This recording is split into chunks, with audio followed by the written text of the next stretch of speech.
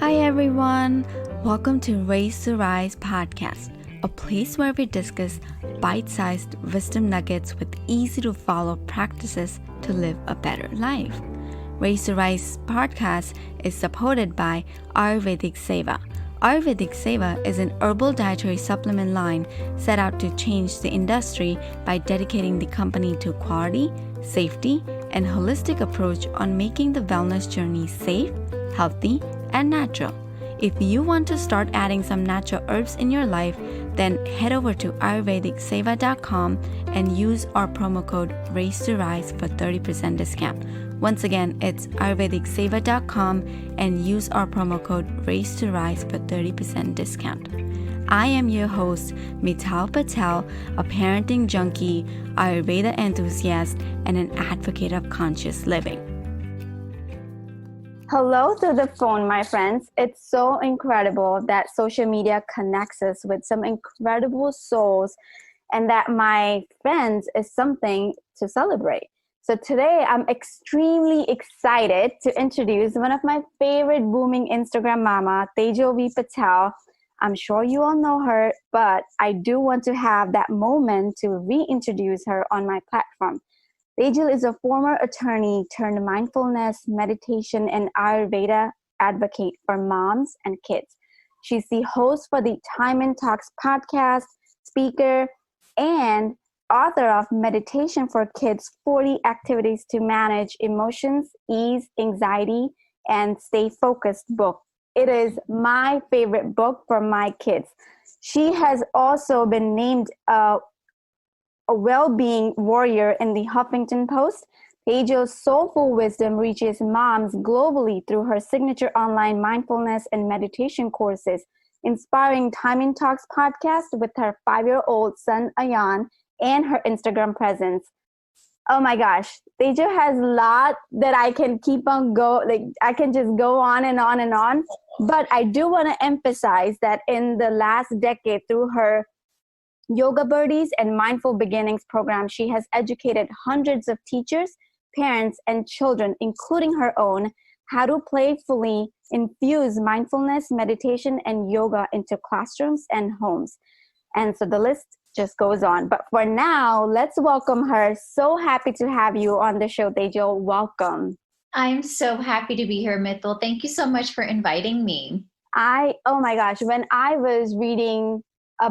came across your platform and when I found out your achievements and what you're actually doing, I was so fascinated, and I must have bought all your courses and everything right away because I was just so, I don't know, it was something that was pulling me towards your work, and you have done such an amazing job.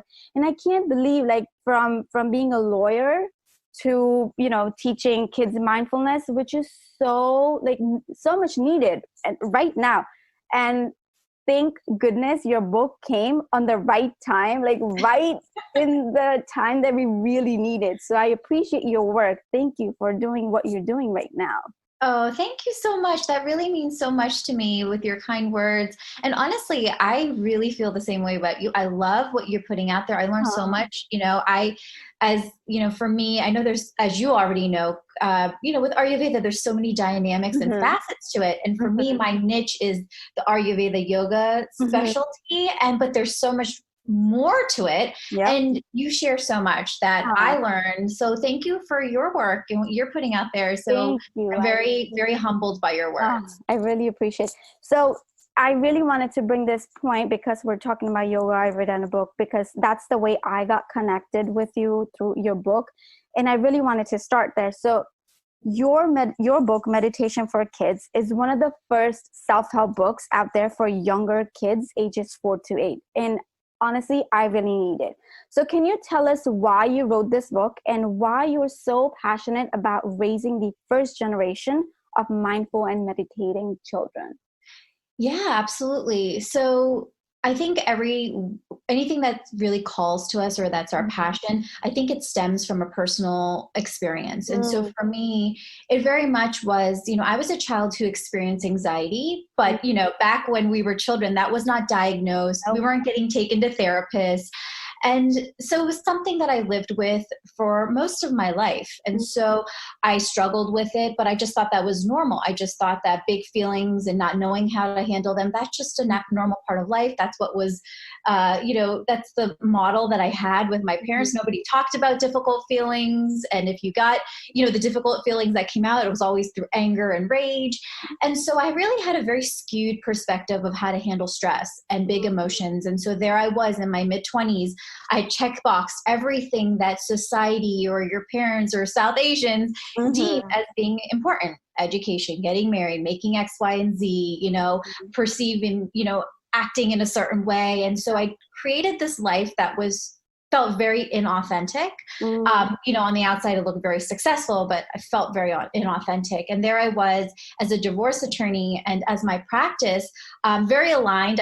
I'm even in my divorce practice, my partners at the firm would be like, "You are too kind to be an attorney," or "You're too honest to be an attorney." And at that time I was like, oh my gosh, like I'm never going to make it. But I was like, is that really a bad thing, being kind and being too honest? But anyways, I worked in all out of court resolutions of divorce. And so I was 99% of my clients were parents, and they would talk about the effects of how the divorce their children were handling it. And many of their children were experiencing anxiety, and it was being diagnosed as clinical level of anxiety. And that's when it really hit me, because I was like, that's what I had when I was a child, and that's what I still have. And so really at that same time, I was on my own personal journey of doing yoga, and then I went into my meditation, and eventually later into Ayurveda, which kind of opened me up into these tools that I really was call that, I wish I had these tools when I was younger, but I can't go back in time. But there are children now who do need them, whether they're going through divorce or anything. And right now, the climate of where we're living in, COVID, with this racial injustice, our children are experiencing at a young age what it means that life is uncertain, life is out of your control, how to handle stress when things don't happen the way that you want them to happen, or when big feelings arise. So I think that it's really become, for me, 10 years ago, it became this seed that got planted, that I want to make sure that children don't have to waste the first 10, 15, 20 years of their life not knowing how to handle stress, or not knowing how to understand the connection of the mind body, not understanding the right tools to help them reset when they're feeling upset or angry or disappointed. And so that's really been the movement of why I've been doing the work. And the book really was just, I think, a culmination of when you show up in the world and you're really passionate about something. I say this to so many moms who are on Instagram. They're like, I don't know, I don't have that many followers. Or I don't know if I'm doing what I'm doing is important. And I tell them, I was like, I'm very grassroots. Everything that I built has been over 6 years. It's been slow and steady. And the book deal that I got was because a publisher were looking for experts in this field, and there are not that many for the ages of 4 to 8. And they found me on Instagram. And so I share that because to stay committed to the work that you're inspired to do, because you never know who's looking or who's going to be watching. And so that's where the book came from, that there was a need for this. And the publisher's like, you're the expert to write this. And I've always wanted to write books. Being an author has been a dream of mine, and I've been writing a book, but it was a different book. So that's where the book came about. And really, so the most catapulting aspect of this is recognizing that, there's statistics that back this up, that according to the National Institute of Mental Health, childhood anxiety is the #1 mental health challenge of our time. 1 in 5 children will be diagnosed with some level of clinical anxiety, whether it's before they reach adolescence. So whether it's depression or suicide or just chronic stress. And so that's why it's more apparent than ever. And with me is that just like we teach ABCs to our kids, you build a foundation of meditation and understanding what deep breathing is when they're young, while their mind is still moldable, while they're so deeply still in tune and connected with the mind and their body. Start planting the seeds early so that it's much easier as they grow, that it's not something foreign to them. It's something that they grew up with and it's natural to them. That I really love, and I the statistics that you just shared, so true, because I have actually personally experienced this. I did not know. I was in a denial that I have anxiety because, like how you mentioned in South Asian families, we were never introduced to these terms, that we were never diagnosed, never, we were just, okay, you're angry, just sit with it, like you'll be fine, blah, blah, blah. So we were never taken so seriously, and our emotions were like not something they were noticed back then. And up until now, like I am 31, I was in a denial that I get anxiety attacks. I was diagnosed 5 years ago. Then my doctor said, oh, you know what? You're having panic attacks. And I was like, you're kidding me? Because he wanted to prescribe me meds. And I was like, no way. Like, I am fine. So I was like so much in denial. But now I understand like how much this is necessary to introduce and plant the seeds in our kids. Because my husband is one of those, he had one of those childhood where he was traumatized and he went through the anxieties and stuff. We didn't know until in his 30s. We did not know that, he's suffering from depression because of his childhood traumas, that he couldn't deal with his emotions. So I'm so glad that there are experts like you who are using their platforms and creating a solution, because now we know, what happened, it's in the past, but we still have the right moment to create something for next generation. So I really love your why.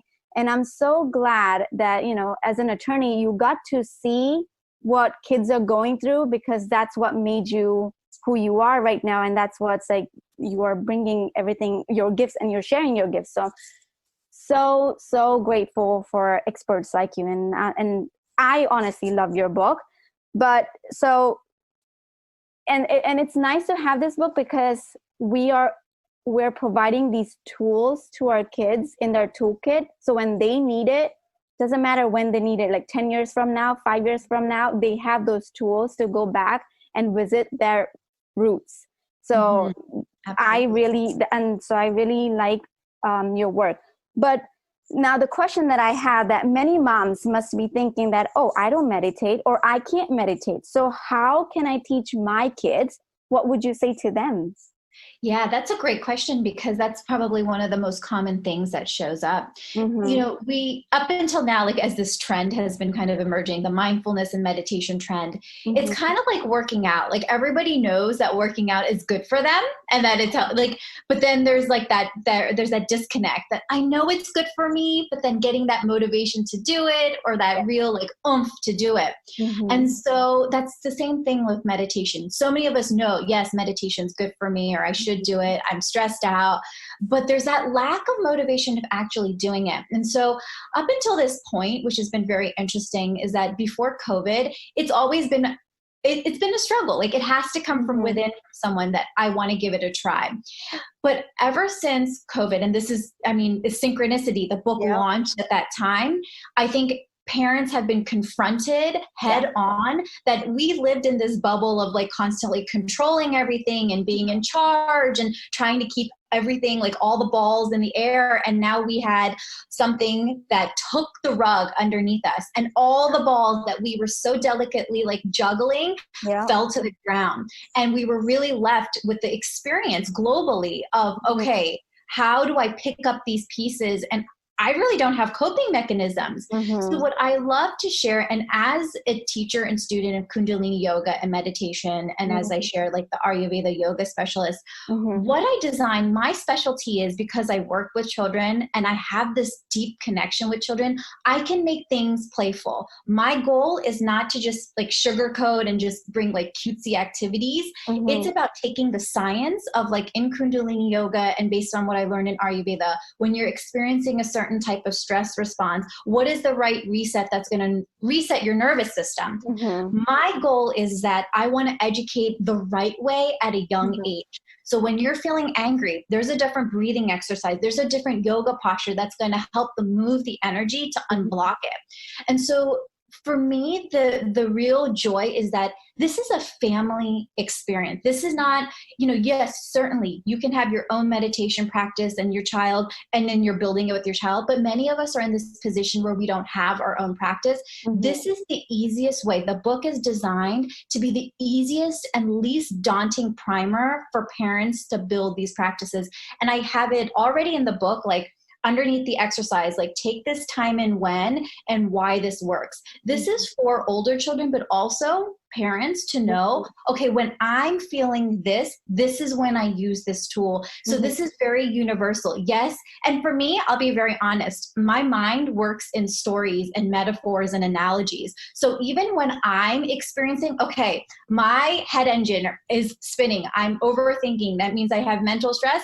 Okay, I need to do windy windmill breath. That comes to me more easily than having to be like, because it's so cute, it's so quippy, but it's the science, it's the right breath that, okay, I know that I need to breathe in through my mouth and breathe in through my nose and exhale through my mouth. That's what I need to be focusing on. So my goal is that this is for parents, is as you build and teach with your children, you are going to learn too. You don't have to be a guru. You don't have to be the sage from the stage, this know-it-all, have to master it before you teach your kids.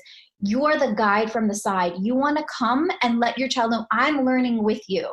Because many of us haven't learned these tools when we were younger, and that's okay. That's totally okay. Meet yourself where you're at and just leave this experience with the curiosity that a child does. Make it playful, understand. And I made it in a way that's like divided in chapters that you'll know what to focus on. So I've really tried to make it as a family guide and not just a child's guide.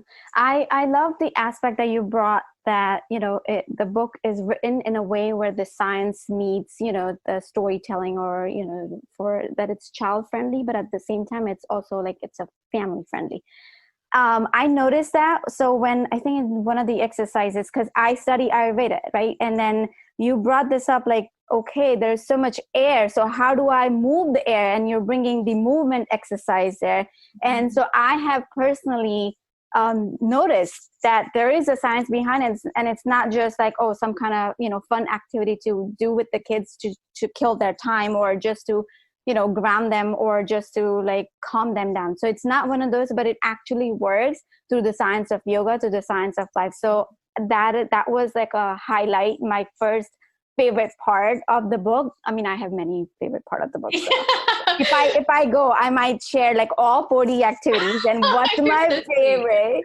And my son, my kids, like, as soon as I come home or somewhere, and I just have to say, zip up and sit up, and they know what to do. It's an incredible tool. So moms out there, did you hear what she just said? We have the tools, so just grab the book and start just by starting now. That's my slogan this year. That was like, just start by starting now. I don't have to wait to be perfect. I don't have to, wait for somebody else to do the work for me. I can just start. I can just, I can make mistakes, and it's okay to make mistakes. It's okay to be wrong. I can just pick myself up again and then keep going. So the moms out there, if you're asking, how can I just start now? So let's just ask Tejal. So Tejal, you also created the Meditation for Kids Masterclass course as a step-by-step roadmap to walk parents to the 3 steps to build a meditation foundation practice in their children's life. So can you share a little more about how this course can help other parents right now?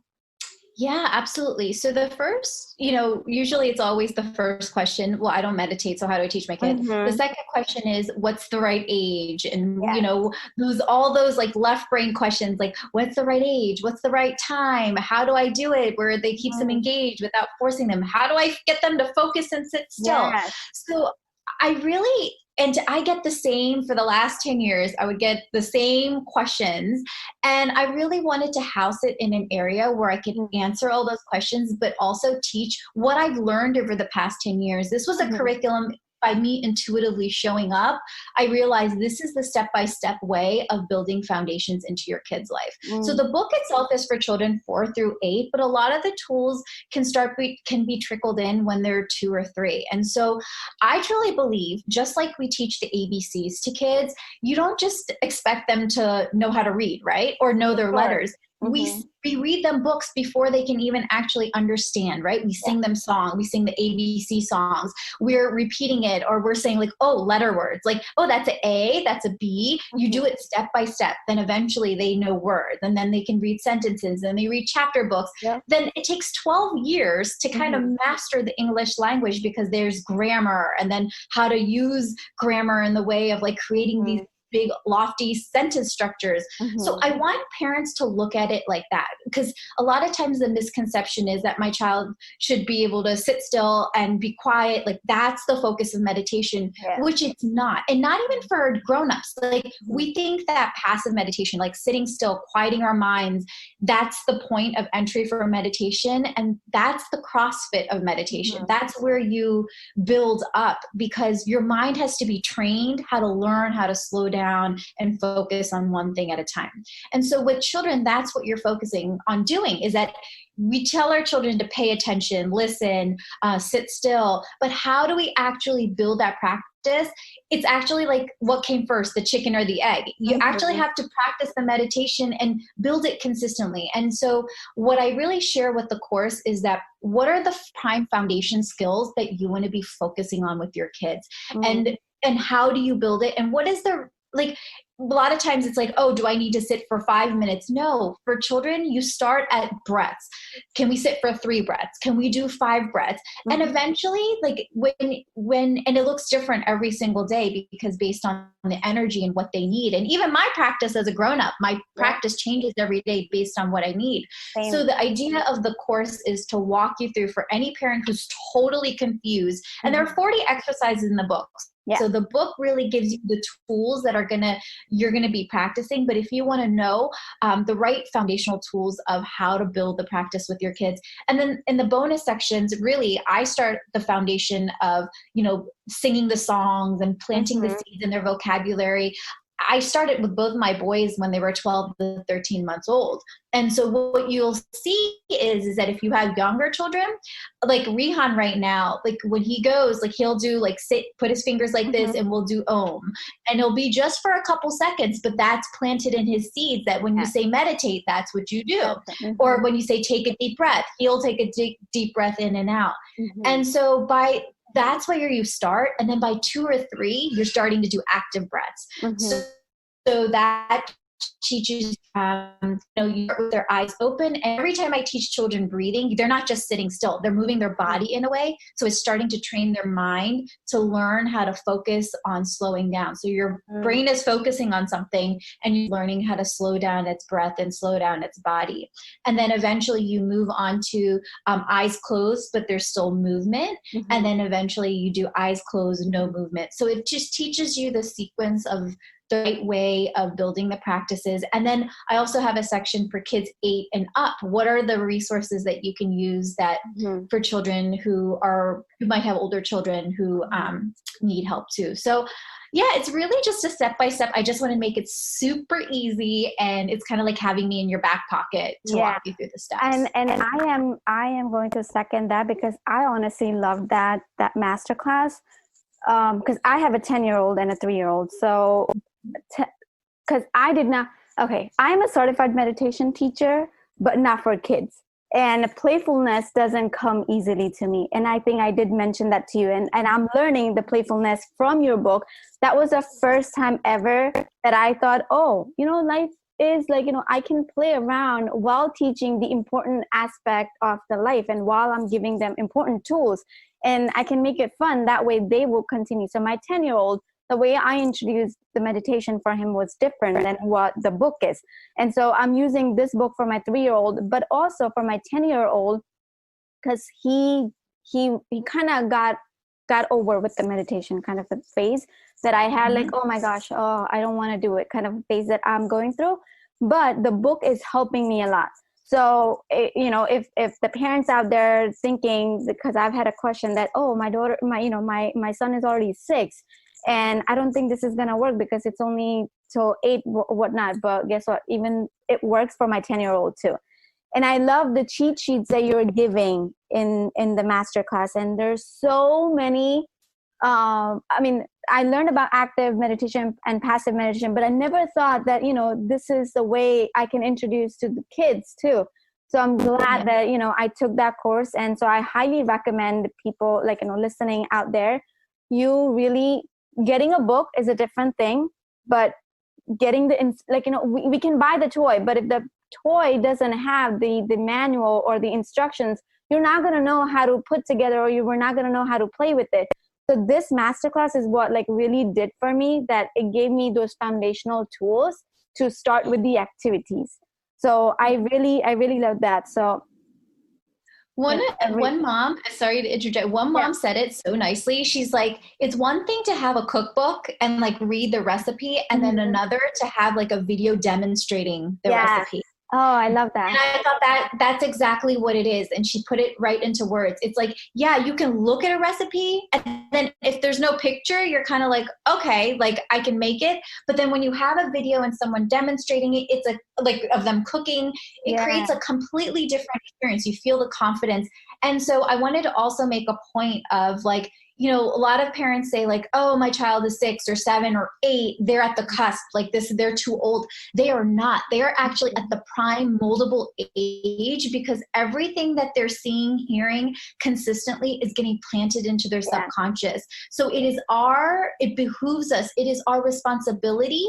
And I know this as a parent, but I also know this as an educator, that children need these tools to be practiced and reinforced with us. Just like we teach them that you brush your teeth every day to keep the sugar bugs away. Just like we teach them you have to take a shower every day to keep the germs away. We have to teach them that you brush your brain by meditating and taking deep breaths to keep yucky thoughts and feelings away. It needs to be ingrained in us that this is just as important. Your mental health is just as important as your physical health. And until we really embody that this is a necessity, and this is not something that's, oh, maybe we can do it. There's another statistics. I just actually heard about this the other day, and I was really flabbergasted. It's the World Health Organization said in 2030, childhood depression is going to be prevalent. And I can't remember the exact stat, but someone had told me that childhood depression is going to be rampant. Wow. And when you think 10 years from now, 2030 is only 10 years from now, think about the age of where your children are going to be. Your 10-year-old is going to be 20 years old. He's going to be at that prime age of if he doesn't know how to handle stress, or he doesn't have any of these seeds planted in them. And there was a mom who has older kids, and she said, you practice this, but you don't know when these seeds are going to grow. They could potentially lie dormant in your child, and they might not come out until their teens or 20s or 30s. But the thing is, the seeds are planted in, and they're going to not even realize that these tools are it's going to shift the way that they think, and they're not even going to consciously realize it. And there's another mom who's I just interviewed. She meditated. Her mom taught her when she was 8, and now she's in her 40s, and she teaches her kids. And she's when I look back on it, she's meditation, because I learned it at a young age. I didn't practice it every single day in the formal way, but it really did inform the way that I handled situations in my life. Love that. And so that's the other thing too. It's don't be so concerned with the outcome of oh, my child needs to, I'll know I succeeded when they're sitting still and they're quietly, and they can move through their emotions. It's not going to necessarily give you a return on investment like that. You're just planting the seeds with the hope that when they need it, it's going to grow. And it's in them. Yes, I really love to choose hope over the outcome. When we're focused so much on outcome, we miss out on the joy of the journey and the process, and then we forget, and then we're just so focused. When we don't get that outcome when we really want it, we get disheartened. So let's not lose the hope, and it is gonna show the results when it's the right time for our kids and for us. So I really like that you brought that point. But do you mind giving us a little trailer? Like, can you share an a little example, or like, something, zip up or sit up, something to a kid-friendly meditation from your book for our listeners, so they can get a little trailer. Yeah. So I'll do one that, for example, that Ayan, it's his favorite one, which is Steer Your Ship. Yeah. And I think it's one of the foundational ones.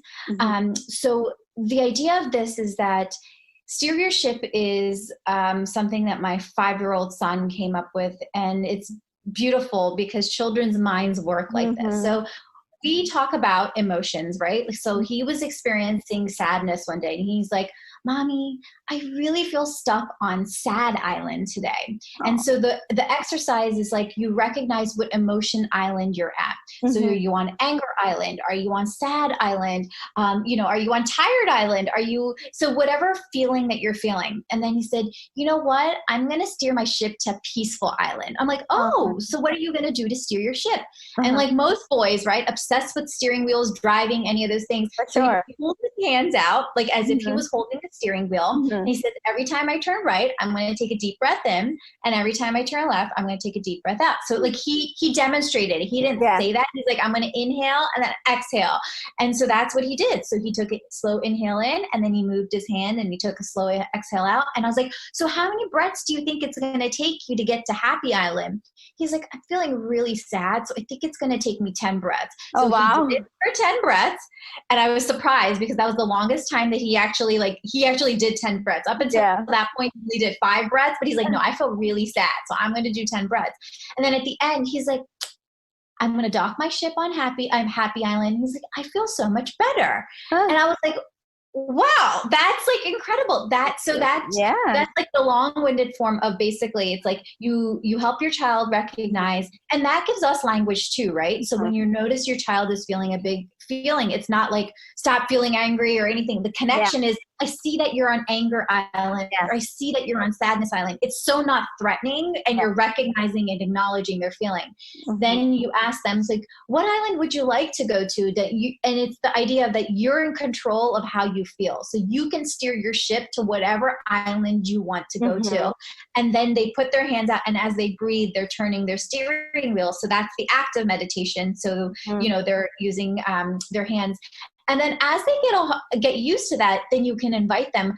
They can still move their hands, be like, invite them to close their eyes and say, let's see if you could try steering your ship with your eyes closed. And then eventually when they get used to it, then it's like, okay, you're feeling like, for older children, it's like, okay, I'm feeling like I'm stuck on sadness island. They might not use the steering wheel, but they're like, all right, I'm going to take a deep breath in and out, and then move to a different feeling or a different emotion. And so it's utilizing the skills of imagination, visualization, using active meditation, breathing. And that's that's a great example of how the meditations are. They're just playful, but they're engaging. And then they're also utilizing the tools to help them reset. That reminds me that this book also gives us parents the words that we want to use with our kids. So like, sad island, and we don't have to say stop crying and building the connection. And that's what I really prefer. Also, that instead of correcting our kids, it's better to connect with them. Like, oh, I hear I hear you are sad, or I see it, or, I feel you, whatever, however you think your kids can connect with you deeply. And so this book actually gave a lot of new vocabulary to me in a playful manner. Like there is another exercise that we visit. It's at night, and my son loves it, and he does it on his own. Like he visits the mountain. Recreate your day. Yep. That's his the treasure. That's his favorite thing, and he just does it on his own because he's 10. He knows, and he'll just like, oh, I'm just sitting with my book, and he does it that way, and it works out great because it also gives us the language to use it in a positive manner. We don't have to be negative about our emotions, because we all can feel the same. So I like, how you have like yucky feeling and yummy feeling, and, tummy button or like tummy engine or heart buttons and all these. Yes. So it does give us those vocabulary too. So parents out there, like, I cannot just, stop telling you guys that you have to, you must. That's my language. And my sister, I was like, I was like, keep on texting her. And she's like, I know you're always on these things. Like, I'm not there. Like, her son is 2. And I was like, but you must. You're ready. We're starting now. I don't care. And if you don't want to start, you give him to me, and we're gonna do it together. Oh, he's perfect. He's the right age to start doing. And that's what I was like, oh, he's at the right place. And I made sure that she gets the master class. I made sure that she got the book. I was like, you gotta do it. So yes. I'm one of those pusher parent that because it works. Because it works, and I have seen it, and so I cannot stop, talking about the book. But thank you for sharing, that little example and the trailers. Yeah. So now I hope the moms are getting connected with it. But how can us parents get started right now? Because you have this whole Kids Can Meditate movement. How can we start if somebody's new to this? Yeah. So the first thing, so when we were launching this episode, I actually have been doing online Zoom trainings for moms to be able to walk them through how to use the book so they feel confident and they know that's really my job. I feel like the book is out there, the tools are out there, but I really find value and real purpose in creating that bridge of really educating parents of feeling confident and motivated. And I'm telling you, I think because I've been told that my enthusiasm is infectious. It's like when I'm doing when I do my Zoom training, or if you can't come to a Zoom training, if you do the masterclass course with the short videos that will help you walk you through, that the first thing is that, just get one of these supplemental resources that will help you navigate with the book. So as we speak, on June 13th on Saturday, I'm doing another live book training on Zoom. So you could go to tejalvpatel.com/June training if you're interested in signing up. I have a few spots left. I try to keep them a certain amount of people so that I can answer everybody's questions.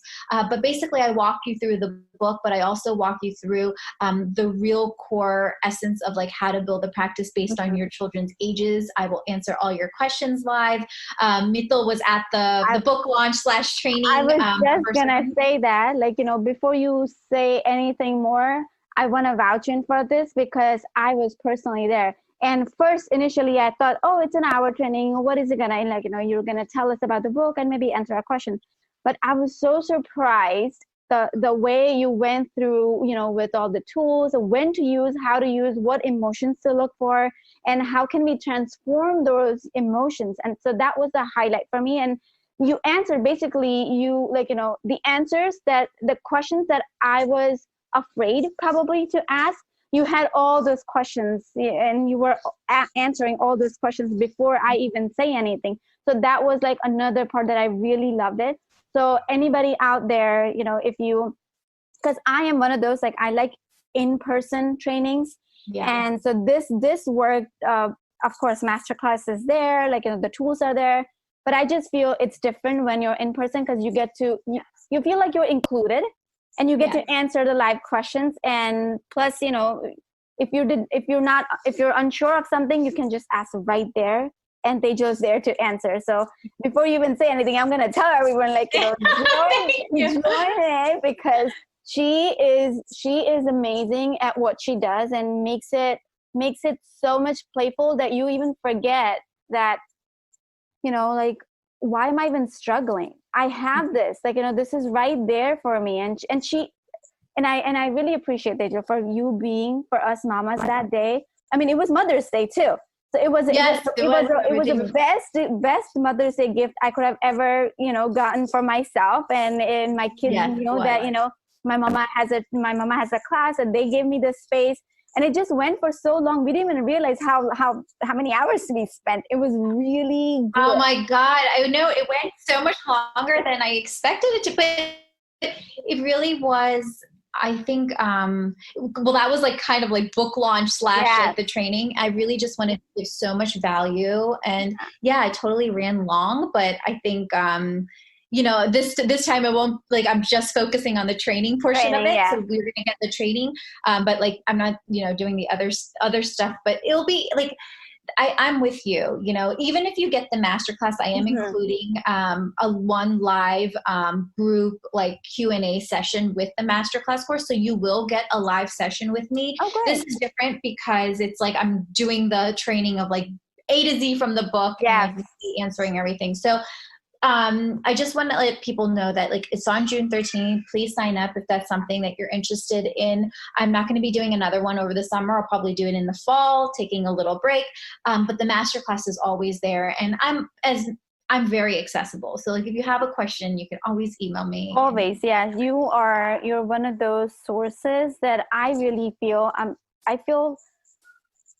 so grateful that I found you. I don't know how you landed. I don't know how I landed to your page. I honestly don't remember, but I'm glad that I landed on your page. And thank you for, sharing all the work that you're sharing. And like you said, you're always accessible because always, max DM away. And then you always like, oh, here, reach out to me via email. I love your emails that we get, with all the tools and stuff. So yeah, I'm a big, I have a big crush on your work. So I'll be honest, Oh, I love it. This work, I say like, I'm just one person, and it's moms like you who really believe in it, who give it a voice and give it movement. So I couldn't do it without moms like you, just also being so, really believing in the movement that kids can meditate. They should learn how to meditate. So thank you for being such a big pioneer in this. I couldn't do it without you. And you know how they, I don't know if you know Hindi, but in Hindi, they say like the experience matters more than the, the trust or the reviews or anything, the experience. And I've had that experience with your work. So I just can't, I just like, you gotta do this. Like, moms, you gotta out there, you have to do this for your kids. It's so important for our kids. And eventually it does help us in our well-being too, as a mother. So, well, thank you for your time today. I really appreciate you taking the time out for us and sharing all the wisdom that you did and all these tools that you're sharing in your book, and plus that you shared today. So I really appreciate you. Thank you so much for having me. This was so lovely, Mithil. It was an honor. Thank you. Thanks for listening to Raise to Rise podcast. We would absolutely love to hear your thoughts about today's episode. Please let me know you have listened to this episode and fill me with your aha moment. Share it on Instagram, tag me with #Raise to Rise or @Raise to Rise, and I would love to share those to my stories and shout you out there. I would also love if you can subscribe, rate, and review the podcast. It's our brand new podcast launch, and we have some bonus giveaways going on for the top raters and reviewers. Also, I would love to send you my 7-day parenting journal absolutely for free. All you gotta do is leave me a review in the iTunes store, take a screenshot, and email it over at raisetorisepodcast@gmail.com. Again, take a screenshot of the review and email me at raisetorisepodcast@gmail.com, and I will send you the 7-day parenting journal absolutely for free. Thank you so much for being the active listener of this podcast. I am so grateful for each and every one of you. Thank you for raising your consciousness and rising as joyful beings.